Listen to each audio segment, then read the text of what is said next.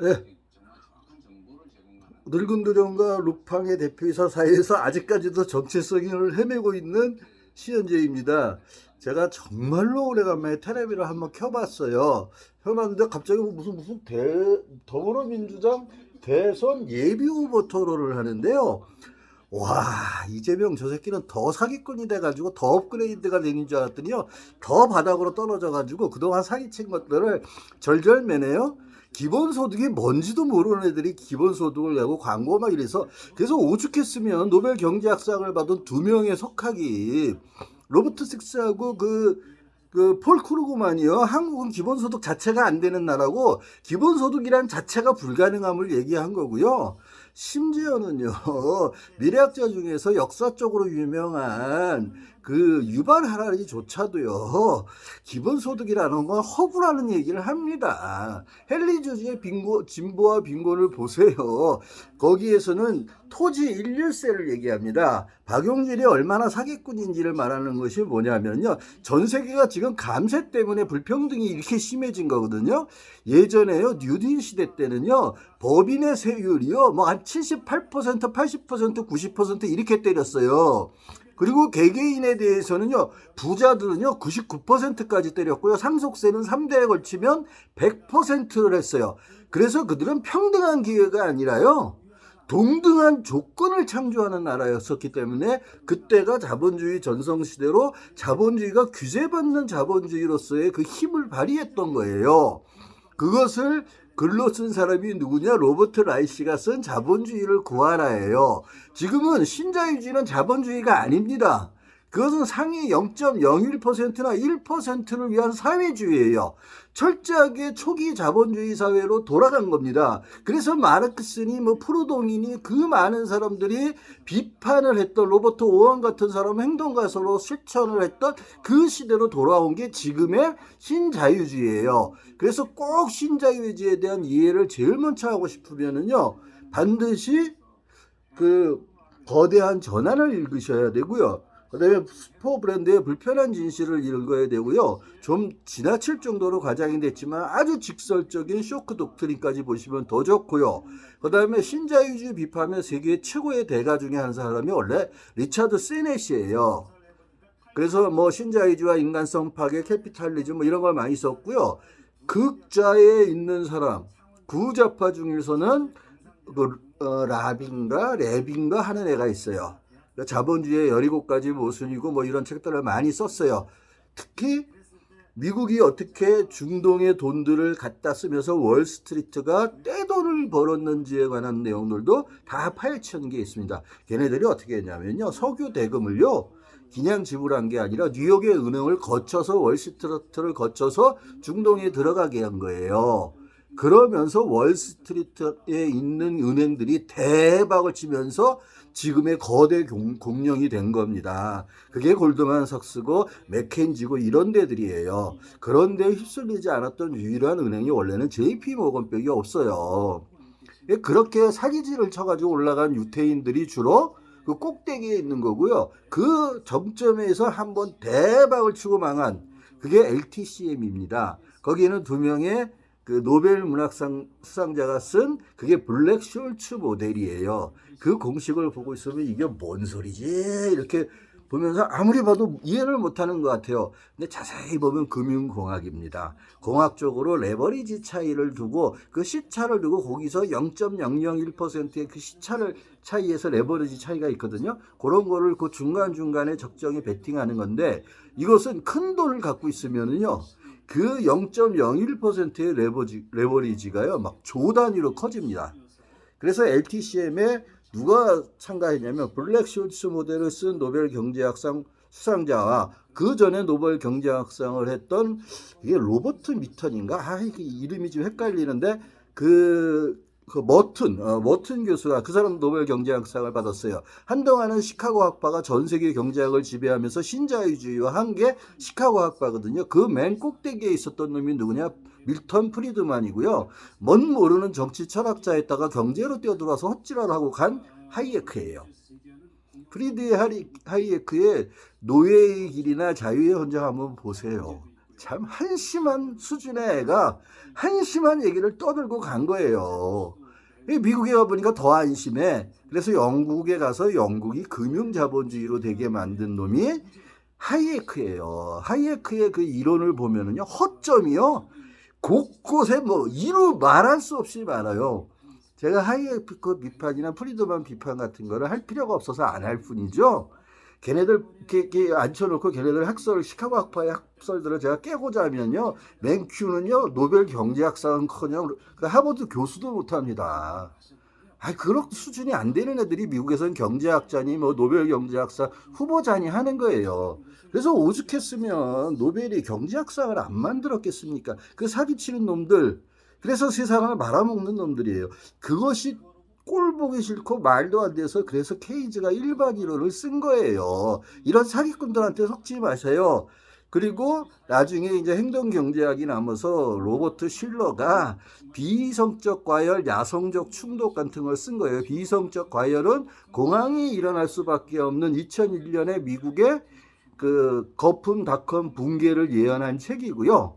그래서 비이성적 과열이 단순히 기업의 문제만이 아니라 언론과 사회, 역사, 그 시대의 문화와 모든 것이 관련됨을 다 다룬 책이 비이성적 과열이에요. 그런데 그거는 일반 이론이나 민스키의 책들에 비하면은 아주 저급한 수준입니다. 지금 에이얼린가 뭐 하는 애들이 뭐 이렇게 쓰는 게 있어요. 재밌게는 써요. 그러나 수준은 바닥이에요, 바닥. 그러니까 케인즈의 눈꼽만큼도 못 쫓아가는 놈들이 지금 노벨 경제학상 수상자니 뭐니 이런 놈들이에요. 그러니까 그런 애들이 경제학자고 떠드는데 그런 수준의 발끝에도 못 미치는 유시민이 경제를 아는 듯이 떠드는 거예요. 그러니까 제가 보기엔 한심한 거예요. 보고 있으면요. 저는 경제학을요, 밀턴, 사무엘슨 가지고 이제 공부했다고 해요. 사무엘슨이 그 노벨 경제학상으로 경제학의 거의 아버지 같은 한동안의 사람이었었고 시대의 대가였는데요. 그 사람이 경제학을 쓴 게 두 종류가 있어요. 하나는 유시민 같은 애들이 공부하는 대학생 위주의 경제학이 있고요. 교수들을 위해서 쓴 게 있어요. 그게 진짜 사무엘슨의 진짜 경제학이에요. 이것을 유시민이 읽거나 얘기했으면 좋겠어요. 그 다음에 로스토우의 발전 단계 그 이론, 5단계 그 발전 단계의 이론은요, 요즘에는 아무도 안 씁니다. 그래서 하버드의 최신 교수들이요, 그 많은 그동안의 자료를 축적해서 쓴 게 국가는 왜 실패하는가예요. 왜 국가는 실패하는가가 나옵니다. 그거를 보시면은요, 박정희의 신화가 얼마나 허튼 거고 만들어진 신화인지를요, 그 책 한 권만 보셔도 다 이해하십니다. 국가가 왜 실패하는지 이유가 독재 정치가 경제를 개방하지 않고 오픈하지 않은 나라들은 다 망했어요. 우리나라가요, 4.19를 일으키고요, 60항쟁을 일으켜서, 그리고 그 다음에 부마 사태니 이런 게 있어서 박정희가 암살을 당하지 않았으면 우리도요, 인도나 이런 거하고 똑같은 굴레에서 인도네시아하고 똑같은 굴레를 걸었을 겁니다. 그런데 미국이라는 나라가 우리나라의 지정학적인 요소를 포기를 못해요. 왜? 그때는 소련이 제일 적이었었어요. 소련이 북한을 꼭두각시처럼 이용해서 내려올 것 같으니까. 근데 김일성도 나중엔 그걸 압니다. 중국도 소련도 믿을 놈들이 못 된다. 그런데 김일성 자체는 뭐 이렇게 잠깐 항일 독립 투쟁을 했어서 살아남은 애 중에 한 명이에요. 아주 그 중간급 정도밖에 안 된 애였습니다. 왜냐하면 박정희나 우리나라의 그 누구죠? 중앙일본이 뭐 이런 데서 하는 그 백선엽이요. 얘네들이 어지간하게 유명한 사람은 다 잡아 죽였어요. 근데 박정희가 맨날 하는 짓이 그것만 했던 놈입니다. 기시노브스키 밑에서요, 만주국에서 박정희가 한 일이 그게 다입니다. 그리고는 군대에 됐는데 그 남로당 경력이 발견이 돼서 사형 선고를 받고 쫓겨나면서 300명을 쏟다가 일본으로 도망갔다 거기서 육사를 해서 다시 귀국했는데 6.25가 터져서 백선엽이 자기 밑에 있던 애니까 야 들어와 해서 다시 명예회복을 해서 5.16까지 일으킨 놈이 박정희예요. 그러니까 그런 걸 모르는 사람들은, 그런 공부를 안 한 사람은, 박정희가 한계한 사람들은 박정희가 위대한 줄 알아요. 그건 제조업을 한 사람들, 그때 엔지니어들이 위대했던 거지 박정희가 아니거든요. 박정희는요, 맨날 그런 뒤에서 권력질, 기집질, 그다음에 중앙정부만 가서 독재, 사람 파고 죽이고 살인하고 없애고 하는 짓거리만 했던 애가 대통령 18년 동안 그 일만 한 게 박정희예요. 그래서 그거에 제일 많이 피해를 입은 기업이 어디냐? 첫 번째가 삼성이었고요. 두 번째가 롯데입니다. 이런 데가 진정으로 대한민국을 부유하게 만든 나라들이에요. 그 후예들이 국집에까지 왔는데 지금은 제가 국집이나 민주당이나 별 차이 안 보는 이유가 이재명과 박용진 같은 놈들 때문이에요. 아무것도 모르고 아무것도 안 읽은 것들이 여기서 하나 들고 저기서 하나 하고 자기 재산입니까? 국민이 낸 혈세예요. 사람들이 나는 세금을 안 낸다고 하지만 다 세금을 냅니다. 그게 지금 간접세라고 해요. 부가가치세를 우리가 물건을 살면요, 대부분 10%의 부가가치세가 거기 부과돼 있어요. 유럽 같은 데에는 25%, 35% 때립니다. 그리고 부자들은 그게 초고득세자들은요, 특별소비세처럼 니들이 자 돈 많아서 돈질하는 거 해. 대신 그거를 국가 간의 어떤 평등이나 이런 사상을 깨는 거기 때문에 세금을 어마어마하게 때립니다. 그래서 그 누구냐 어머니 그 리더십으로 유명했던 메르켈이 총리로서 이렇게 시장 부른 거 나오잖아요. 독일은 그게 너무 잘 돼 있어요. 그래서 국민들이 먹는 일상으로 먹는 고기나 이런 것들이요, 최고 등급으로 다 국민이 먹게 해줍니다.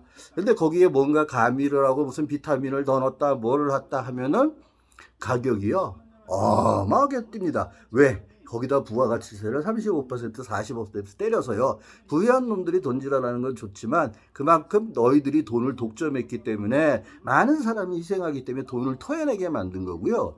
스웨덴 같은 경우에는요, 같은 교통 위반을 하더라도요, 자산이 어느 이하인 사람들은 아예 안 냅니다. 그냥 훈방 조치해요. 그런데 재산이 뭐 한 10억이다 100억이다 하면은요 1000만 원 1억 막 이렇게 때립니다. 그리고 장애인 주차구역에 주차를 대고 그거를 세금을 안 내고 도망갔다 이민 갔다 그 나라까지 통보를 해서 받아내고 끌고 와서요 자기 법정에 세웁니다. 그렇게 해서 유럽이 옛날에 한동안 선진국가의 모범이 된 거예요. 미국이랑 같이 이 싸가지가 없는 나라가 아니라요. 미국은요 동부가 다르고 서부가 다르고 중서부가 다르고 북부가 다르고 다 다릅니다. 문화도 다 다르고요. 그것에 대해서 제일 이해하고 싶으면 로버트 퍼트남의 책이 좋지만 평등이 답이다라는 리처드 윌킨슨인가 한 사람이, 그 중에 한 사람이 공동저자가 의사인데요. 그 사람이 쓴 책을 보시면 돼요. 그 사람들이 그런 전 세계의 자료를 모아서 피케티가 21세기 자본을 쓸 수 있었던 거예요. 21세기 자본을 보면 피케티가요, 그 천재였던 피케티가 20대부터 이미 계량 경제학과 수리 경제학의 세계 최고였던 피케티를 하버드나 이런 데에서 죄를 못 잡으면 제가 미국을 따라잡고 경제학이 미국이 얼마큼 형편없는지를 다 폭로할 천재이기 때문에요. 테니어를 주고 데려간 거예요, 피케티를. 피케티가 조국에서 떠나서 갔는데 하버드에 갔더니 램지어 같은 놈들은 그렇다고 해도 시카고 학파라고 가보면요, 이 덜 떨어진, 그리고 특히 맨큐 같은 애들은요, 그 지식이 있는 게 아니거든요. 그런 애들이 경제학 뭐 이렇게 떠들고 이러니까 하도 한심해서요. 그러면서 큰 돈 보고, 그 다음에 저게 뭐죠? 2008년에 금융위기를 했다는 그 룸비니 같은 애들 있잖아요. 지독할 정도로 과대포장된 대표적인 경제학자입니다. 그리고 걔가 얼마나 추문을 많이 양산하고 개판으로 지내는지를 보고 피케티가 이건 나라도 아니고 경제학자도 아니다 해가지고 다시 프랑스로 돌아온 거예요. 하버드 대학 거를 놔두고요. 하버드 대학은 몇 가지 일을 합니다. 그 중에서 자체의 인력을 키우는 것도 하지만요, 요번에 공정하다는 착각이라는 마이클 샌델의 책을 보면은요, 그 미국의 그 부패 비리가 얼만큼 심각한지, 하버드 대학도 앞문이 있고 옆문이 있고 뒷문이 있다라는 것들을 다루면서, 지금 우리나라에서 민주당의 이재명 같은 박용진 같은 저런 정치 사기꾼이나 이 천하의 죽일 놈들이요, 그 사기치고 말도 안 되고 엇갈리고 옛날에 안 되다가 지금 지지를 일이니까 막 이렇게 웃으는 척하면서 하는 저런 아주 지식의 머리에 든 것 없이 권력욕만 있는 놈들, 그런 놈들이 떠드는 거예요. 그래서 삼성전자에 가서 뭐요? 삼성전자는요, 니들이 가만 놔둬도 세계에서 1등 하거든. 그러니까 제조업이 가는 거야. 삼성은 경영이 잘해서가 아니라 제조업이 세계 1등이기 때문에 1등 하는 거야. 야 용진아, 너 같은 머리는 이해 못해. 그러니까 입 닥치고 너는 그냥 대변인 정도면 너는 딱이야. 그리고 정의당에 가서 그 정치 덩어리 된 정의당에 가면 넌 딱이야. 그 정도 수준이야. 뭘 네가 대통령 후보로 나오니? 정말 쪽팔려서 못 살겠다. 이재명은 그보다 더 미치고 더 바닥인 놈이고요. 그러니까 쟤는 보고 있으면 아휴 정말 제가 30분만 이재명을 제 앞에 놓고 있으면요. 걔는요 얼굴도 못 들고 세상 살게 만들 수 있어요. 물론 그러면 이재명 추종자들이 와서 저를 죽이려고 하겠지요. 그래서 옛날에요 그런 놈들이요 떼거지로 몰려와서 저를 공격했는데요 자근자근 빨아가지고요 다 법적 조치한다 그러니까 다 사라진 놈들이에요. 일배구 먹고 다 마찬가지입니다. 그래서 건드려서는 안 되는 수준의 사람들이 있거든요. 그래서 그런 사람의 수준을 왔다가 한 몇 개월 해보다가 다 도망갔어요. 그다음부터는 안 옵니다. 요즘에 못 모르는 애들이 가끔 와서 10대, 20대 이런 초등학생들이 와서 글 남기고 가는 게 예전에는 좀 있었는데 요즘에 그런 놈들이 유튜브에 들어와서 떠드는 거예요. 그래서 유튜브 진두 낙검수의 멤버들이나 뭐 김어준이나 김용민이나 주진우나 뭐 김재동이나 이런 수준을 보고 있으면요 솔직히 구역질이 올라와서 못 견디겠어요. 그래서 지금은 저는 민주당을요 지금 이낙연이 대통령 후보가 되지 않으면 민주당은 더 이상 밥이 없다라는 게 제 생각이고요. 그 다음에 저는 김경수 지사가 빨리 이 법적인 굴레를 벗어나기만을 애타게 기다립니다. 물론 저는 정치할 생각은 없고 정치에 끼어들 생각도 이제는 없어요. 하지만 김경수 지사가 대통령이 되기 위해서 출마한다면요. 제가 간암에 걸렸을 때 문재인 대통령이 될 수 있도록 그렇게 싸웠던 것처럼 싸울 생각이 있습니다. 그러다 죽으면 어쩔 수 없죠. 우리 국민들을 위해서 좋은 일 하다 간 건데 뭐 어째요. 60년 살았으면 충분히 살았죠. 예, 그래서 이걸 듣고 있다가 하도 정말 열이 받아서 제대로 얘기하는 사람은 이낙연이고 그나마 기본소득이나 이런 것을 제대로 설명하는 사람이 정세기고요. 기초자산제가 청년들한테 1억을 25세한테 무조건 주자는 게 기본소득보다 훨씬 적은 비용으로요. 우리나라 청년들의 삶을 다 바꿔줄 수 있는 게 기초자산제입니다. 피케티의 21세기 자본부터 2018년 불평등 보고서 작년에 나온 그 자본가 이데올로기까지를 보시면 그 전에 뭐 전문적인 서적은 보셔도 이해 못합니다. 그다음에 애프터 피케티도 대단히 전문적인 거라서 보셔도 이해를 못하시지만 그 세 권의 책도 대단히 어렵지만 쉽게 썼어요. 대가들이어서요. 그럼 거기서 마르크스가 왜 틀렸는지를 아주 신랄하게 깠던 21세기 자본의 피케티가 지금은 얼마큼 변해왔는지를 보려면 자본가 이데올로기에 그 한 7, 800페이지 되는 책을 정독하시면 거기에 다 나옵니다. 그래서 제발 공산주의 혁명과 비슷한 짓거리라는 이재명한테 그만 좀 속으세요. 이재명이 대통령이 되면은요 기본소득제니 뭐니 자기도 모르는 거 그 개념이 뭔지도 모르는 걸 가지고 국민이 내는 저같이 장애인이나 이런 사람들이 물건을 살 때, 껌을 살 때, 뭐를 살 때, 이런 우리 어머님이 영양갱을 좋아하셨을 때, 영양갱을 먹었을 때, 여기에도 10%의 세금이 있거든요. 그 세금 가지고 지가 기본소득을 한다시고 해가지고 정치 매표 행위를 하고 있는 게 이재명입니다. 그런 놈한테 속아간 20대 애들이, 일배화된 놈들이, 그런 놈들이 한번 뒤집고 싶은 거예요, 이재명하고. 그런 정치 사기꾼이 언제까지 이 나라에 지도자급 행세를 하게 하냐고요. 그러니까 참 경기도민 보면 창피해서 못 견디겠어요. 제가 솔직히 그래서 서울로 왔어요. 어머님 돌아가신 것도 있지만 경기도민으로 사는 게 너무 쪽팔리고 창피한 거예요. 성남 시민으로 사는 게요. 저런 정치 사기꾼과 조폭 같은 놈이 이제는 얼굴을 들고 사는 세상입니다. 참 어이가 없어요. 보다가 제가 박용진이나 이재명 같은 놈을 가장 저질로 보는 아주 구자파적인 놈들이거든요. 앞에서 하는 말, 뒤에서 하는 말 다르고요. 머릿속에 든 것은 하나도 없는 애들이에요. 얘기해보면요. 10분만 얘기해보면 제 지식의 바닥이 어딘지는 금세 드러나는 그 정도 수준의 백이 안 돼요. 석사하기조차도 안 되는 놈들입니다. 한 분야에서요. 그런 애들이 나와서 합니다. 그러니까 우리나라를 여태까지 발전시킨 사람들이 봤을 때는 얼마나 환장하겠어요. 저는 노무현 대통령이나 노무현 대통령이 하늘에서 김대중 대통령이 통곡하고 있는 게 소리가 들려요. 저런 새끼들이 나와가지고 뭐 전태영, 이재명이라고 노무현이라고 위시민 같은 놈들이 띄워주긴 하고 그래서 노통이 하늘에서 지금 통곡을 하고 계실 거라고요. 이런 비애 속에 노통의 눈물이 들어있습니다. 그게 지금의 현재의 민주당의 아주 사기꾼 같은 놈들의 집단이 거기에 있는 거예요. 그래서 제가 이제는 민주당을 절대 칭찬도 안 하고 아예 그냥 개념도 안 갖는 이유가 그것 때문이에요. 정당 정치요? 진영 논리에 빠지지 마세요. 그럼 조기숙 같은 덜 떨어진 교수가 됩니다. 그리고 저 누구냐 유시민처럼 아주 지식을 사기라 치는 소매상급의 애들한테 휘둘리는 거예요. 그러니까 제발 미래 세대와 대한민국을 생각하고 계속 지정학적 이 지리적 이점을 살리면서 우리가 고공행진을 하려면요 사람 볼 줄 아는 눈을 키우셔야 됩니다. 그것이 제가 이걸 듣다가 하도 어이가 없어서 또 찍게 된 거예요. 자, 이러다가 아마 저 며칠 후에 죽을 수도 있습니다. 제가 사라지면 나라를 위해서 열심히 일하던 한 장애인이 사망하다.